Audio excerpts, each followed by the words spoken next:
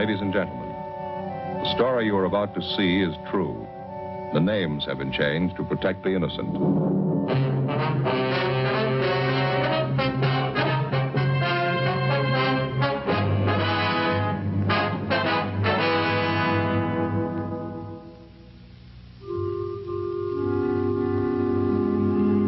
This is the city. Los Angeles, California. I work here. I'm a cop. It was Wednesday, November 4th. It was windy in Los Angeles. We were working the day watch out of Juvenile Division. My partner's Frank Smith. The boss is Captain Powers. My name's Friday. A steady supply of obscene literature had been finding its way into half a dozen high schools in the city. We'd gotten a lead on one of the sources of supply, a 17-year-old high school senior. We had to check it out.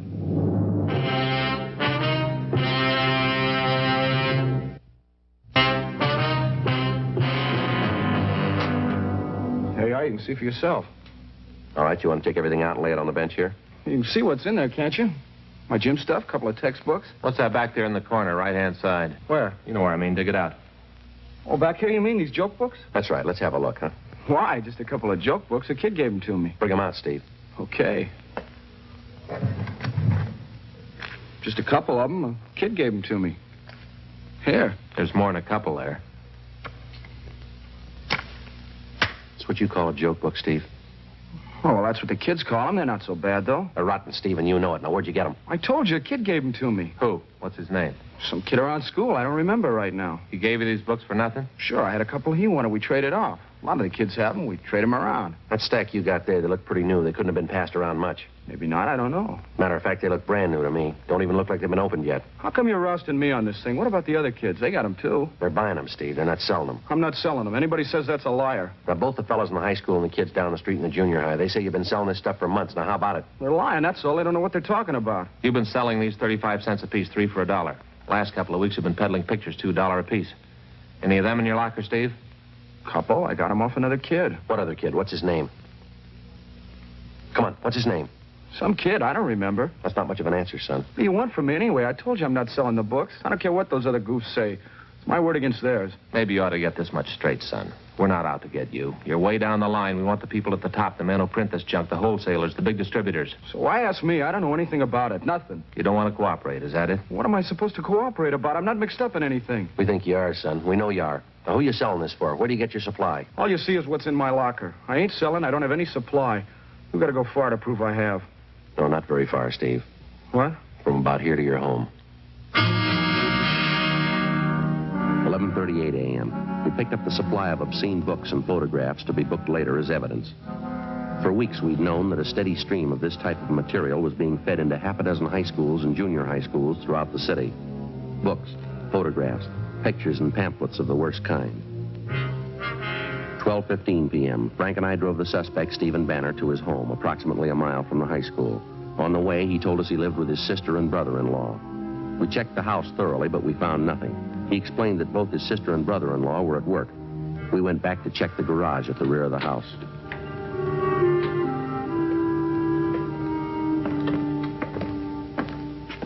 All right, how about it, son? You want to show us where the rest of the stuff is now? What's the use? I guess you'll find it anyway. Right there. Books. Cases of them. Pictures. Filthy. How about it, son? Your sister and brother-in-law know anything about this? No, they don't know anything. All right, you ready to tell us about it? My sister gonna have to find out? I don't know, Steve. It's going to be pretty hard to keep it from her. Yeah, I guess so. Who's the contact, son? Where'd they come from? Charlie Hopkins. Only the books, though. Pictures came from another guy. It's a long story. We got the time, son. Who's this Hopkins? I met him downtown one Sunday. Penny Arcade on Broadway. Me and this other kid were in there, Bud Spencer. Hopkins came up, started to talk to us. All right, go ahead, son. He asked me and Bud if we wanted to sell for him around school. This friend of yours, Bud Spencer, does he sell them too? Yeah. He goes to a different school, though. Well, both of us did pretty good with the books. Sold real fast. The pictures were even better. That's so. And you say you didn't get the pictures from Hopkins. It was somebody else? A man by the name of Jack. I don't know his last name. Hopkins put us on to him, gave us an introduction, set up the deal. We got the pictures for 75 cents. Most of the time, they'd bring us $1, $1.50 apiece. Bud and I did pretty good. You know any other fellows working for this Hopkins? Any other kids in school, I mean? No, just Bud and me. That's all I know. Wouldn't be so bad if it was just the books. And lousy Charlie had to go and promote the party routine, get everybody mixed up in that. How do you mean? What's that all about? Charlie stays out at this place on Sepulveda. It's a motel. That's where we always contacted him. Yeah. After a couple of weeks, when we got to know him, he asked me and Bud out to this place. He said he was going to throw a party. Told us to bring our girlfriends along. Turned out we were the only ones at the party. Me and Bud and the girls and Charlie Hopkins. Well, the party lasted pretty late. I should have been smart enough to figure it out. I wasn't. How old are your girlfriends, yours and Bud's? 17. They're both 17. They've been around, though. There's no use kidding you. They weren't very smart, I can tell you that. None of us were, I guess. Next couple of parties, Charlie had whiskey there. Dumb girls drank right along with him. So did we. Does he still throw these Friday night parties, do you know? Maybe, I don't know. I heard there were a couple after the last one I walked out on. Dumb girls think Charlie's just great. That's all I can't stand the guy. Now, how about the parties that you didn't go to, Steve? Did you get a rundown on them? No. Never fails, does it? What do you mean? The oldest line in the world, and they still go for it. Yeah, what's that? Tell them you're going to get them in the movies. 1:20 p.m. Frank and I took the cases of obscene books and pictures from the garage, loaded them into the back seat of our car, and Stephen Banner directed us to the high school attended by his friend, Bud Spencer. We picked up the Spencer boy and drove him and Banner downtown to Juvenile Division, where we booked them in on 700B, Welfare and Institutions Code, lack of supervision. We drove to the address out on Sepulveda, but the suspect, Charles Hopkins, had moved out 5 days before. No forwarding address. It wasn't a dead end, though. From his registration card, we got the description and license number of his car. We checked out the address of his confederate, the man known as Jack. He'd moved the same day as Hopkins. No forwarding address. We called DMV and got a make on the license number. The car was registered in Hopkins' name, 293.5 North 92nd Street. Frank had gone over to R&I and pulled the package on the suspect. 3:40 p.m. Last address on him's 3 years old. Well, how's his record read here? Well, he's been in business before. A couple of ag charges and a 502. I see. Served 8 months in the county jail. I got a mugshot here. Yeah, Yeah, It's close enough to the way the boy described him, isn't it? I'd say so. His MO, too. Yeah. Same pitch the last time they got him, working the high school trade. Passed himself off as a studio man, movie producer. Yeah. How about the other man, Jack? We got anything there? Not yet. Did you give the information on him to the stats office? They're going to make a run? They will. Okay, that's good. Well, I guess we better check on the kids' girlfriends, huh, and get their stories. Yeah, I suppose so. Sure gets me, Joe. What's that? Pair of young girls like that, out at parties till 3 a.m. drinking. Yeah. 17-year-olds. No reason for it. No reason at all. I can think of one that might do. Yeah. Their parents. A check of the suspect's address furnished us by DMV and also the information from the R&I package led us nowhere. We had a second interview with Stephen Banner and his friend Bud Spencer. We showed them Hopkins' mugshot and both of them identified it. We got out a broadcast and an APB on him. 4:12 p.m. Together with policewoman Noreen Statesel, Frank and I drove out to interview the 2 teenage girls involved, a Dorothy Ryan and a Laura Osborne. We stopped at the home of the Osborne girl first, but she wasn't there, and neither were her parents. An older sister told us that both the mother and father were working, and that Laura was at a neighborhood school for models taking her weekly lesson. When's the last time you saw Hopkins? About 10 days, 2 weeks ago. What's this all about, officer? You're looking for Charlie? How's he usually contact you, by phone? Yeah, he usually calls. Has he called you lately? Well, I don't know. Why are you looking for him? Can't you tell me? Routine investigation, miss. Oh. Well, I'm sorry, I don't know where Charlie is. Why can't you tell me why you want him? We want him. Well, why? Can't you give me a reason? This is one of the reasons, Laura. Would you look at this picture? Charlie took this? That's his business. That's the way his police record reads. I can't believe it. He was nice. He didn't seem that kind. Now, that's one reason we want Hopkins. There's lots of others. You willing to help us now? He said they'd be beautiful, glamorous. They're not. You know where he stays now? No, I'll find out, though. How do you mean? I got a date with him. Supposed to meet him out on Wilshire and La Brea. When's that? 8 o'clock tomorrow night.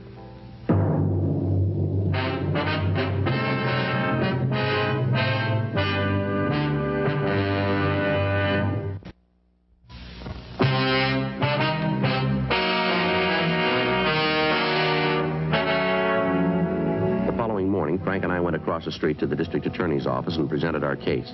A warrant was issued on Charles Hopkins for 702 WIC, contributing to the delinquency of a minor. At 7:45 that night, Frank and I staked out on a cocktail lounge near the intersection of Wilshire and La Brea, the place where the suspect had told Laura Osborne to meet him. 8:15, 8:30. Joe, down at the corner heading this way. Yeah, it could be him. Yeah, dark glasses. Yeah, that's him. Come on.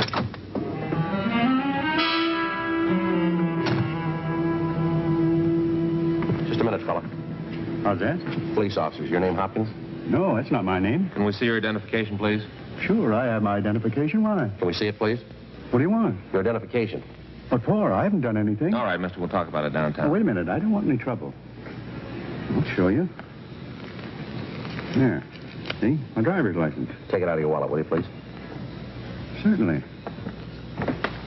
Charles Hopkins. That's an old address, isn't it? Yeah?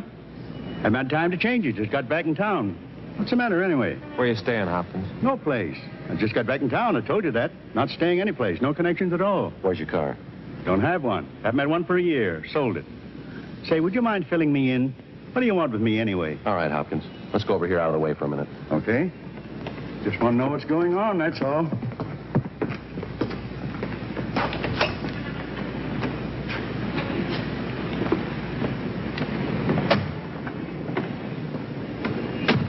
I'd like to see what you got in your pockets. Take everything out. What is it, a shakedown? You start with your wallet. All right. Put it on the seat. There, okay. Now your pockets.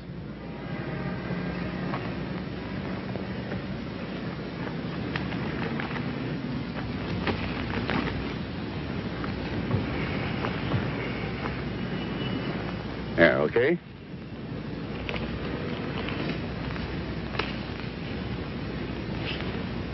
You said you don't have a car. Is that right, Hopkins? No, of course not. I told you that. Then what are you doing with this parking ticket?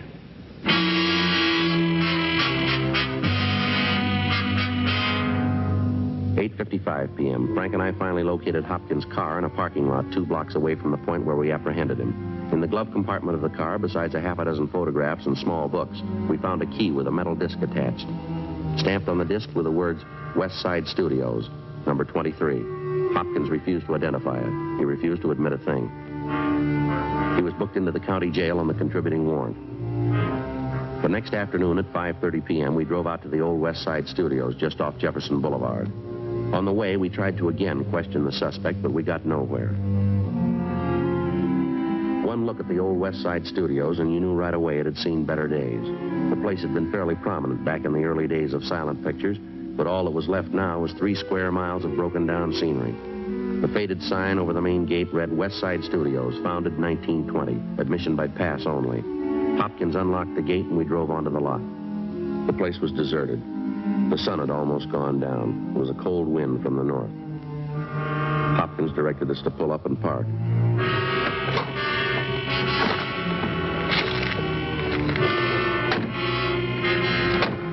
We can go on foot from here. Come on, this way.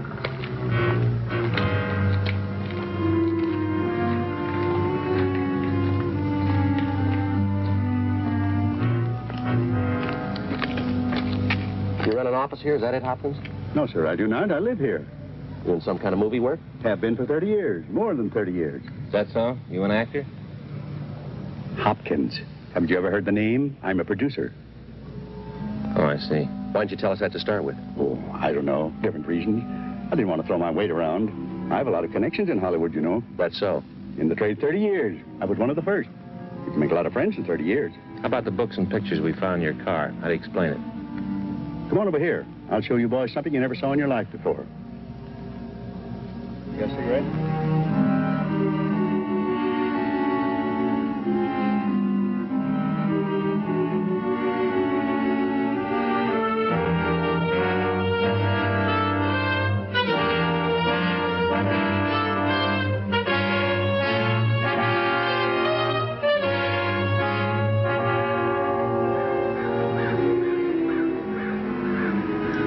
Before I show you this, I'm going to tell you something. Yeah, what's that? This studio will be back on its feet in a year. I'll bet $1,000 on it. This whole block here, sound stages. I got plans for them in my desk. That's so. You have an interest in this lot, do you? Not exactly. Not right now, anyway. I did have an interest, though. I will again. I was one of the original owners, you know. Is that right? Me and 5 other men. We were the top people in Hollywood when we opened West Side. I was a young fellow at the time. We made pictures, mister. Great pictures. Not like today. It's changed. It's all gone now. What have you been doing lately, Hopkins? I mean, what do you do for a living? Different things. I have a few investments, private income. I made money with West Side. That's when the town was really turning out pictures. I made big money. What are you doing today? I told you, different things.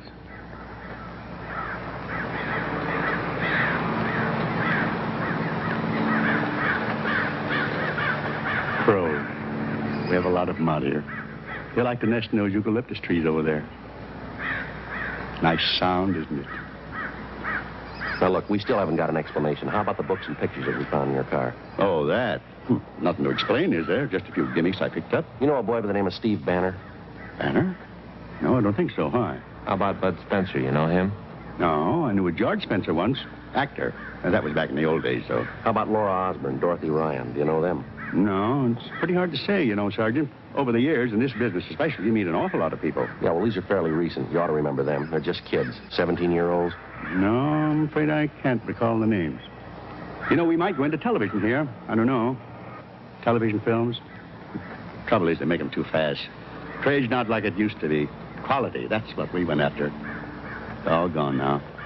It's all gone. West Side will do it again, though. You can bet on that. We're coming back.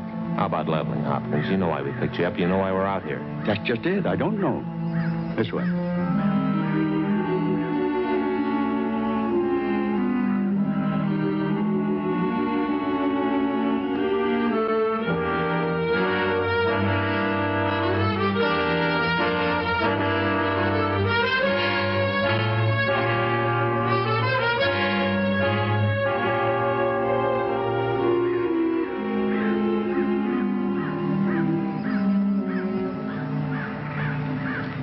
How about it, officer? You remember this one?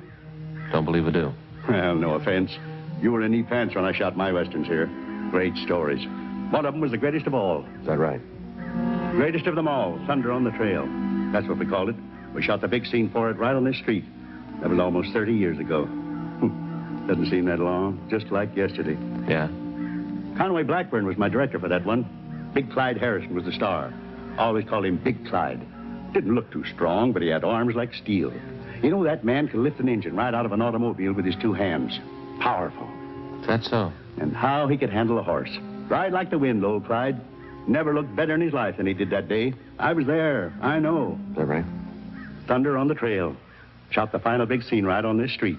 Great thrill, officers. One of those things that happens once in a lifetime. Never forget it. Now, this here was the town. See what I mean? Frontier settlement. Rough as they come. It's where the Kelsey gang was hanging out. Real bunch of killers.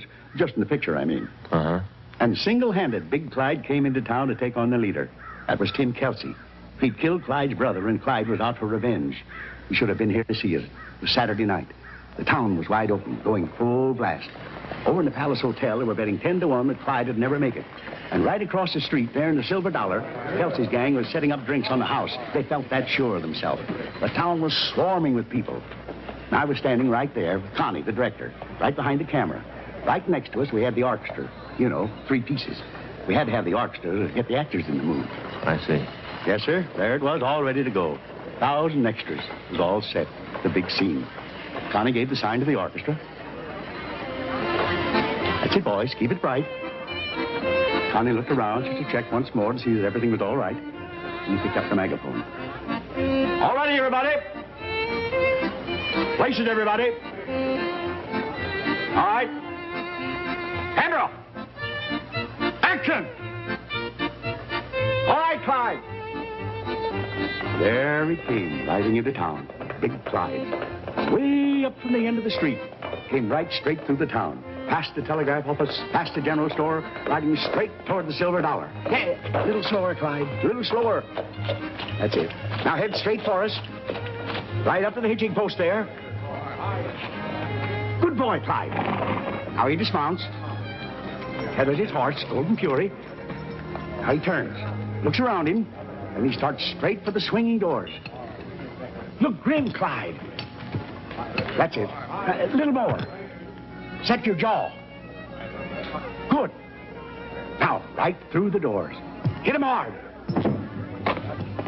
There he goes. The whole Kelsey gang in there ready to kill him. There's no reaction for a few seconds. And all of a sudden it gets quiet. Dead quiet. Tim Kelsey looks up from the bar. He sees Clyde. All right now, throw that lamp. Smash it! Then the fight starts. Tremendous fight. No holds barred. One end of the room to the other. Finally, they crash the swinging doors to two of them. Tim Kelsey, Clyde, wrestling, slugging, kicking, punching each other. Kelsey goes down. Then Clyde. Then Kelsey. Clyde goes down. Then Kelsey. One of the gang standing by over at the Palace Hotel.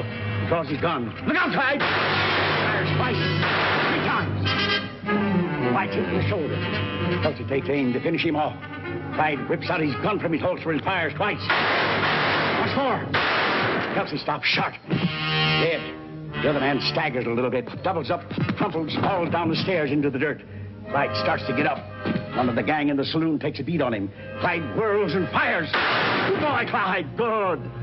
Now, slowly. Over to your horse. Slowly. That's it. Put your arm around his neck. He nuzzles you a little. Now back in the saddle. Slow. Deliberate. You're wounded. It hurts, Clyde. Now you turn. Look off down the street. You start to soften.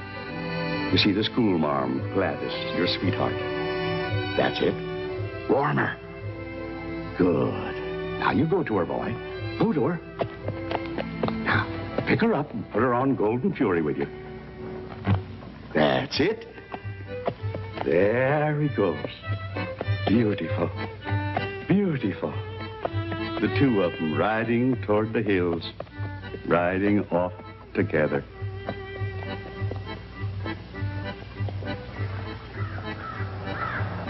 Cut it. Print it.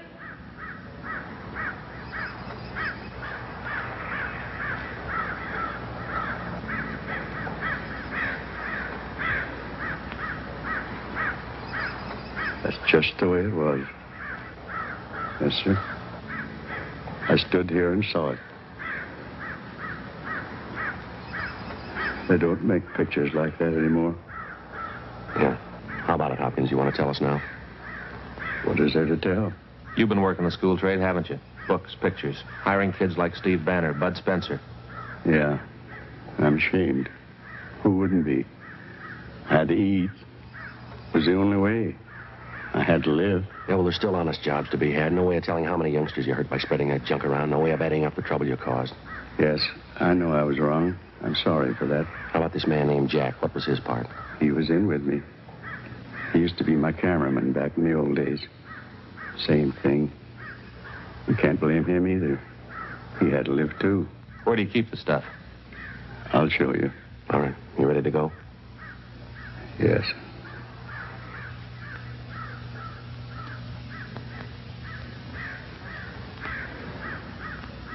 Kind of a long walk. Would you like to read the trade papers on the way?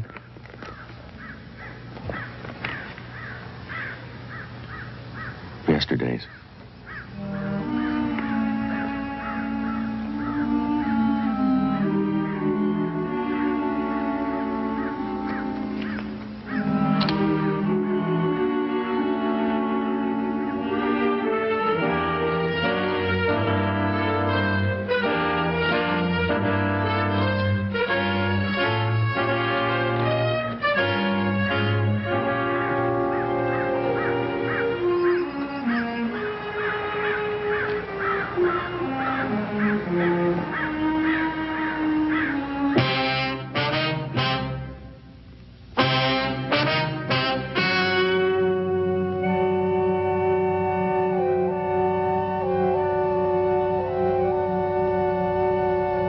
January 29th, trial was held in Division 87 Municipal Court, City and County of Los Angeles, State of California. In a moment, the results of that trial.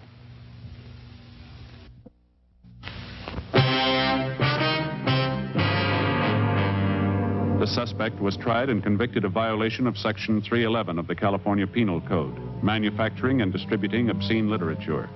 His accomplice, Jack Lavery, was apprehended and tried and convicted of the same charges. Violation of Section 311 PC is punishable by imprisonment in the county jail for a period not to exceed 6 months, or by a fine of $500, or both.